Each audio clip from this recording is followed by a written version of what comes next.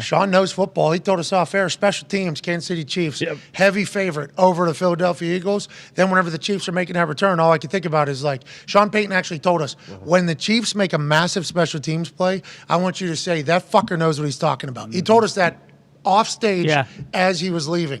So as Kadarius Toney is doing that run, I'm thinking to myself, Sean Payton, a fucker knows what he's talking about. It was a huge return, and let's talk about this. Let's break this down. I think we have the all-22 loaded onto the Piero, and I don't like doing this to punters, but I do believe this is like one of the most important punts in the history of football. Yes. So we should talk about it. If you watch both gunners, okay, they're both releasing obviously this way, right? That guy clearly going inside and that. Now, is he just trying? And obviously, they're based on his outside too. So the smart release, if this was just an any two-way go for the returner or for the gunner, would have been this way because he already has an angle on this fucking guy right out here. Plus, if this guy is to push him at all, he'd be able to utilize the sideline to get down the field. So the fact that he fights through this inside leverage corner to go this way, and this guy releases this way, obviously with this guy like that, you're going to do that anyways, makes me feel as if they thought this ball was either going middle left, okay? So let's watch the punt. PP is a free release because they have, if you start counting people here, that's a 6-man or 5-man box or 5-man rush. Sippos could have taken his time. There's no real block coming. They're setting up for a return clearly. This guy has eyes on the punter to make sure he punts it, so he's going to be late down the field. This is clearly a return setup. And if you look at the PP, he's running this way as well. So everybody is heading this direction.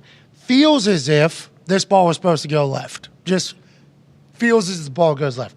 It goes short right, and really the only people that know are the people that are laid off, which is the wing, and then the tackle who are supposed to get there with was a little lane integrity on this half of the field. That is their job, their responsibility. They are not going to the ball. They are keeping their lane integrity as if they're a kickoff.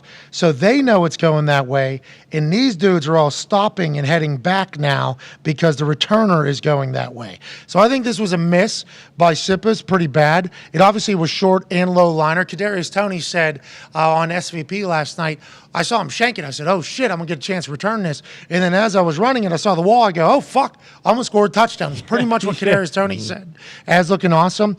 And because everybody was going this way, this way, this way, and the ball goes this way, the Kansas City Chiefs return team is able to get incredible leverage on everybody as the Eagles are all huffing back this way. They almost makes their block for them. So this is just coverage team and a punter being in the same page. Obviously, Sippos did not mean to hit the ball to the opposite direction, and he inevitably is the one that ends up making the tackle. If you watch him, he makes the tackle. He knows he fucked up. That is something that I would do as well. You get very upset. But all signs are pointing to this ball going this way. In my eyes. Yeah, and that guy gets snapper going this way as well. Snapper goes to ball. PP goes to ball. Gunners go to ball. So that is the way you can read where the ball is supposed to go. All these other positions are supposed to have lanes. So you look at the long snapper. He did not think that ball was supposed to go. Let's just watch the long snapper here. Lovato, I believe, unless it's a new long snapper. I'm not sure. Obviously, that's the long snapper. Watch him. Yep. Oh, yeah. Going to his left. Yeah. And then once he makes eyes on the returner, he goes, whoa, where the fuck is he? He's over here. You can actually see him going, whoa, he's over. So is that gunner. Oh, shit. Yeah. Oh, shit.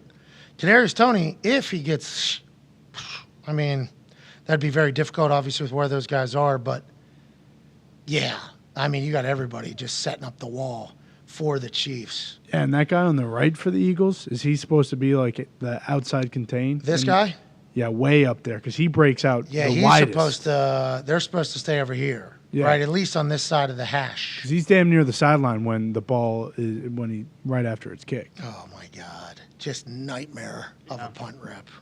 Remember, they did sit and bench Brett Kern, who's a punter, longtime punter for the Titans, all-pro, Pro Bowler. Wasn't having his best year with the Eagles and fill in for this guy. They bench him, bring back Sipos. That punt becomes a massive part of the story, and I believe it went the wrong direction. Well, that's kind of what we've been talking about too, with like in years past with guys like Tommy Townsend and some of these other punters who aren't really required to punt very often because their offense is so good, but when they do need to punt, it matters. Have to hit a good one. And it's kind of been the same deal with the Eagles. Like, their offense has been so dominant this year. They've scored so many points. They really haven't been in very many positions where it's like, hey, we need you to fucking hit a great punt here. So just like we say about a quarterback, how at some point he's going to have to make a throw. Yep. At some point, there's going to be a 3rd and 11, 3rd and 12. There's going to be a throw that's going to have to be made by a quarterback if you want to win the big games. So they can disguise it and everything like that, but there's going to come a time when it matters that the quarterback's going to have to make a play with his arm. It's kind of the same thing with a punter. Like, there's going to come a time where you're going to have to fucking hit a ball. Even if you don't punt, there's one season where if we would have played 3 more quarters, I think we would have had most punts in NFL history. Then obviously when Peyton and that offense is going, I'm near the bottom third of how many punts per year. But if you go back and watch, there's a couple fourth quarter up to minute 20 left. Like, hey, you haven't punted since the first quarter. It's been 3 hours literally since the last time you've been on this field doing something. Fucking need a good one. And it's like, that's when you know Aaron didn't hit his best. Tommy Townsend, his rookie year, whenever he was in the Super Bowl for the Chiefs, he hit a bad one as well. Obviously, a lot of eyes and everything like that. I think Aaron will come back, the punter for the Eagles, and be great and do very well. But that is a big miss at a big time, and hopefully this will drive him to become even better like it did to Tommy Townsend, who's now all-pro, obviously. And you mentioned with Kearney didn't have his greatest year, but do you think having a more veteran guy who was at least getting reps in before was almost a smarter move to go with, maybe? I personally would put Brett Kern in over anybody. AJ Cole of the Raiders murders footballs. Johnny Hekker still Johnny Hekker. I think his net was like number 1 in the league. Tommy Townsend, I like him. He had a couple misses last night as well. I wonder if there was a little bit of a breeze in there because it was windy as fuck.